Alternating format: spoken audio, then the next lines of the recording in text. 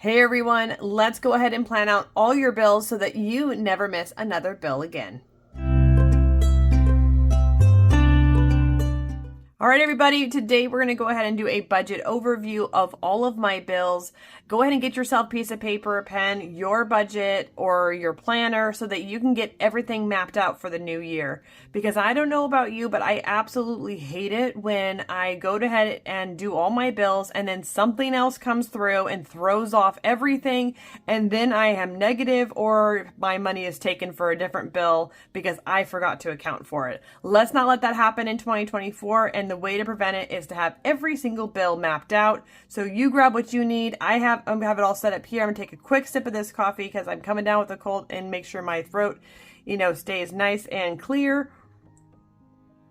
All right, we're gonna go ahead and get straight into it for today. If you were here yesterday, you saw this budget yearly overview that I did for my goals. We got all of the wonderful special occasion mapped out, and then also all the yearly goals from income to debt to savings, budgeting, and even my personal growth. If you didn't get your free digital download, I will put it in the description below this video. Please go ahead and click on it so that you can get yourself set up. I do think it's good to start with this so that you can really wrap your mind around what's best for you in your next year and what you should be focusing on for yourself and your budget. All right, for those of you that don't know me, I am Laura at Lyman Joy, and I'm a wife, a medical coder, and a mom of 6, and I'm on a journey to become debt-free and break generational cycles of debt so the next generation can live and give like they were meant to. And if that interests you, then please subscribe to the Lyman Joy community and hit the thumbs up so others can find this video a little more easily. All right, so we're going to go ahead and literally just map it all out. I am going to talk to you about the fact that I have a few different banks. I'm going to talk to you a little bit about some of the strategies I use for my different bills along the way, and hopefully you will find that helpful. Of course, if you have any questions along the way, please put those comments in the description below, and I'd love to answer anything that you have regarding your budget overview. Okay, so we're going to start off with my bank number one. I have 2 brick and mortar banks that I bank out of, mostly because I get different benefits from either bank. One's just a regular brick and mortar, bank, Chase Bank, and one is a teacher union bank. And then I also have a high yield savings account. And then on top of that, I have some Fidelity investments there as well.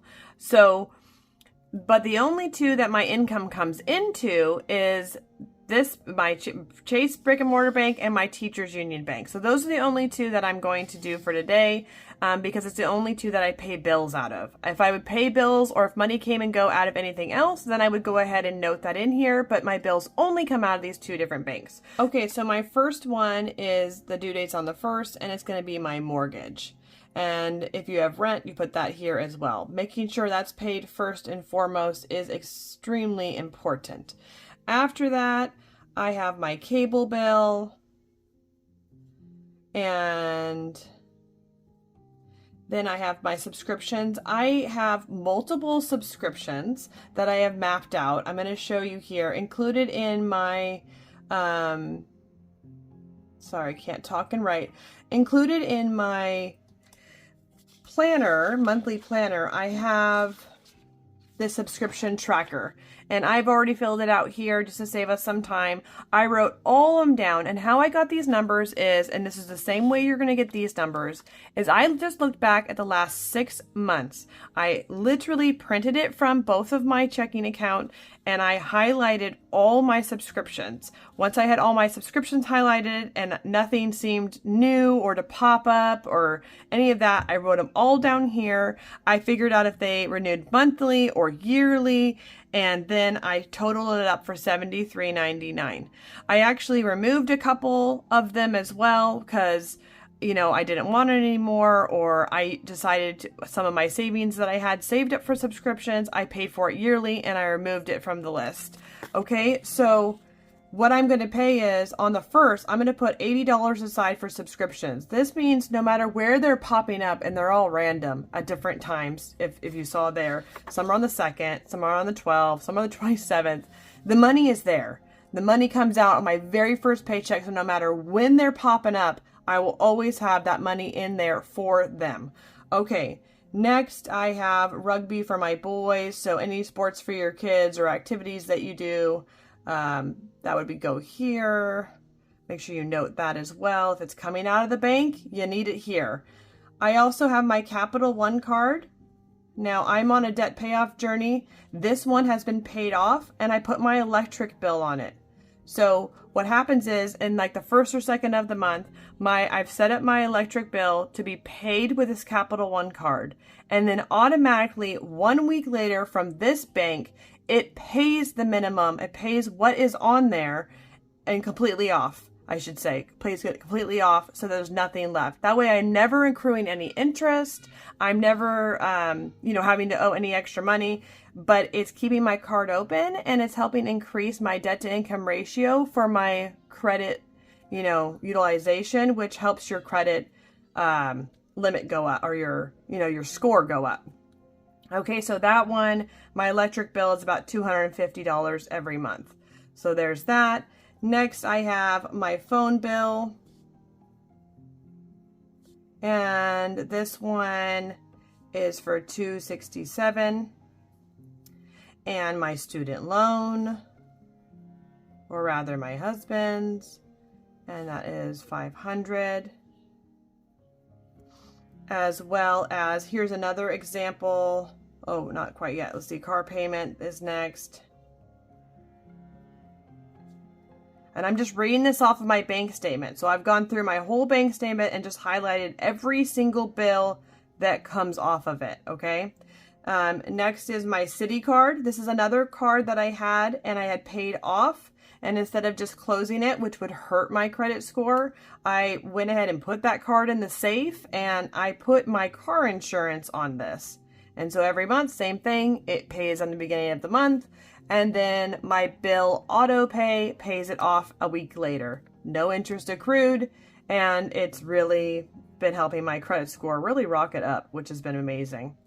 Okay, next I got my Home Depot card. Hopefully not for long since I am in a debt payoff journey. And I got my Kohl's. And that is for $150. And my solar payment, which is $169.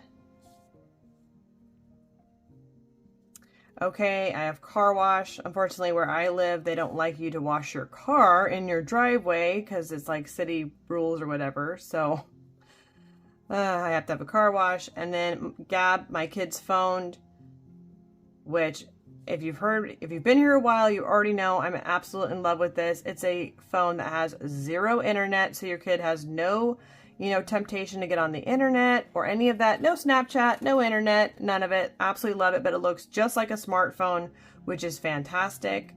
Then I have my pest control. Okay, and that's for $80. And then my Amazon is $150. And my water and trash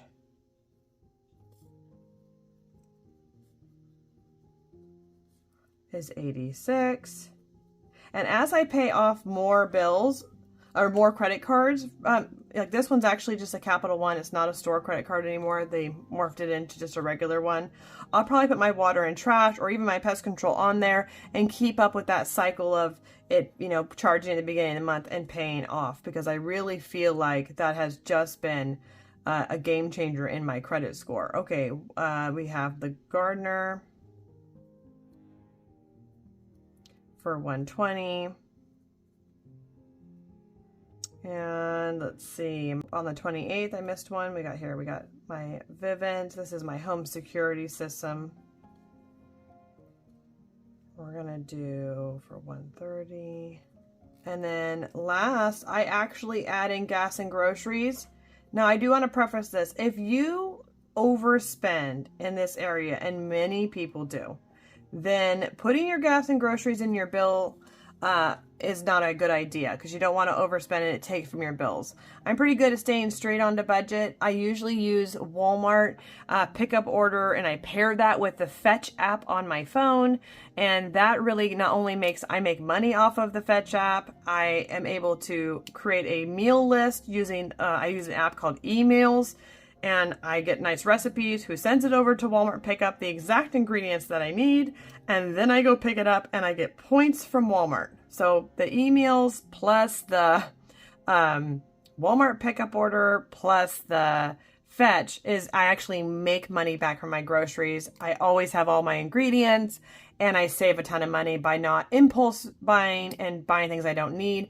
And I'm able to really think through it and make sure I'm not overspending. That's why my groceries is in here. But if you suffer from overspending in groceries, then pull that money in cash, I suggest, and put it in a cash envelope. So you have to actually walk in. If you're walking in the store, you can only spend the cash that you have. It'll make it a lot better and much more doable. But this works for me, and I like to make money off my groceries. Same for gasoline. I use Upside, where I'm making money off my gasoline.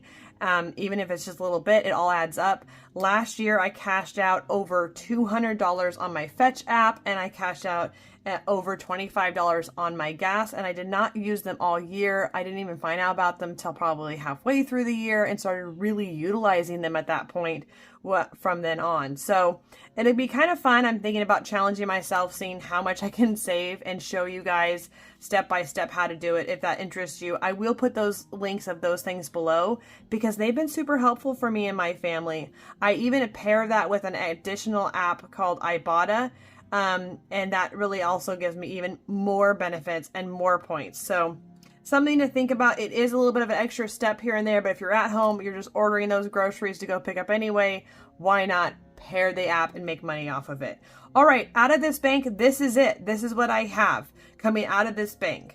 So now I'm going to go ahead and add this up, and then we will go from there.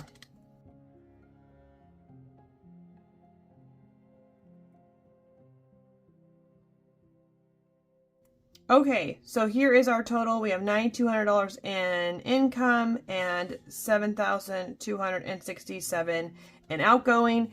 And my leftover from that is $1,933. All right. And when I do my monthly plan with me, you'll see how I take this money and I put it straight into the categories for cash envelopes, my debt snowball, and on each of those categories to make sure every dollar has a home and accounted for and being paid. So I really think it's important, though, to first know what's coming out, because what I'll do, my paycheck by paycheck breakdown, I will come to this log and I'll go, okay, I got paid on the 1st, my next paycheck's on the 10th, what bills fall in between those? And those are the bills I'm putting to pay in that pay period. And so on and so forth. Okay, so that's bank number 1. Let's go ahead and go to bank number 2, which is not very much in bank number 2. So for bank number 2, it's much smaller. I have going in and out of here, and like I said, I just have it because I get different benefits at different banks. And I feel like with the way the economy is, having all your eggs in one basket, I don't know, may not be wise. So I like to have it kind of not only my money being diversified in case something happens, but even my wealth building stuff is diversified. Like I said, I have a high yield savings account at Wealthfront, and I have some money growing at Fidelity. So it's good to have your stuff in different places, even though it does take a little more work to plan at the beginning of the year. Once you're planned, you should be set. And I just found these different, all my bills by looking back 6 months. You could just look 3 months, but I suggest really, as you're creating a beautiful plan for your new year, go ahead and take that time and look all back at the 6 months. Make sure you have everything and every bill that you have accounted for. I even looked at a couple of my credit cards and made sure nothing on auto pay was coming through there. And because if it did, I either canceled it or I increased my minimum to make sure it's always being covered. So this is the good time to do that. It's a good time to look back at that and make sure you haven't missed anything. Okay, out of this bank account, I pay for my son's dyslexia school. I pay for Illuminations. It's just a donation for Bible translation.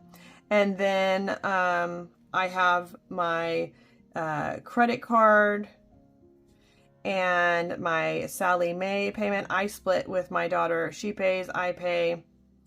And let's see, I also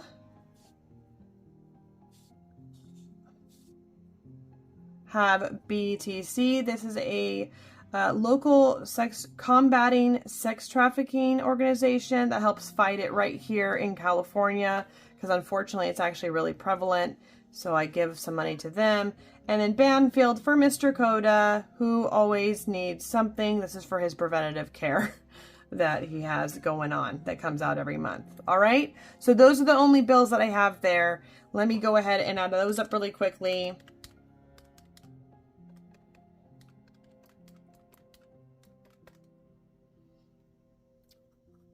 Okay, so we have $2,013.70. Again, I will show you guys how I take anything that's left over and apply it to my debt snowball and to my monthly paycheck by paycheck breakdown.